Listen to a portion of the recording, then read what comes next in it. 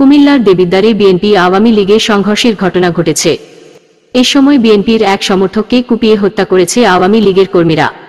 শুক্রবার 16 আগস্ট সকাল 8টার দিকে উপজেলার ফতেহাবাদ ইউনিয়নের সাইচাপাড়া বাজারে এ ঘটনা ঘটে।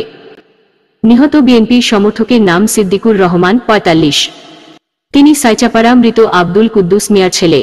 তিনি পেশায় অটোচালক ছিলেন। ঘটনার পর সেখানে সেনাবাহিনী ও পুলিশের যৌথ টিম মোতায়েন করা হয়েছে। স্থানীয়রা জানান, সকালে আওয়ামী লীগ বিএনপি সমর্থকদের মধ্যে সংঘর্ষ হয়। এই ঘটনায় অন্তত দুই পক্ষের 20 জন আহত হয়েছেন।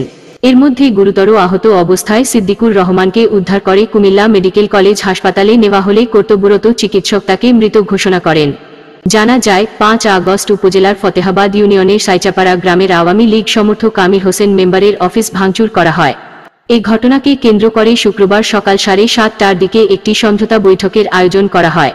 ওই বৈঠকে কথা কাটাকাটির এক পর্যায়ে আবারও দুই পক্ষের মধ্যে সংঘর্ষ শুরু হয়। এতে বিএনপির সমর্থক মোহাম্মদ সিদ্দিকুর রহমানকে দা দিয়ে কুপিয়ে গুরুতর আহত করে প্রতিপক্ষরা। এই ঘটনায় দুই পক্ষের আরও 20 জন আহত হয়েছে। স্থানীয়রা সিদ্দিকুরকে উদ্ধার করে প্রথমে দেবিদ্বার উপজেলা স্বাস্থ্য কমপ্লেক্সে নিয়ে যায়। প্রাথমিক চিকিৎসা শেষে তাকে উন্নত চিকিৎসার জন্য কুমিল্লা মেডিকেল কলেজ হাসপাতালে পাঠানো হয়। সেখানে চিকিৎসাধীন অবস্থায় সিদ্দিকুর রহমানের মৃত্যু হয়। এই ঘটনায় অভিযুক্ত আমির হোসেন মেম্বার বলেন, ঘটনার সময় আমি এলাকায় ছিলাম না। আমি বর্তমানে ব্রাহ্মণপাড়ায় আছি।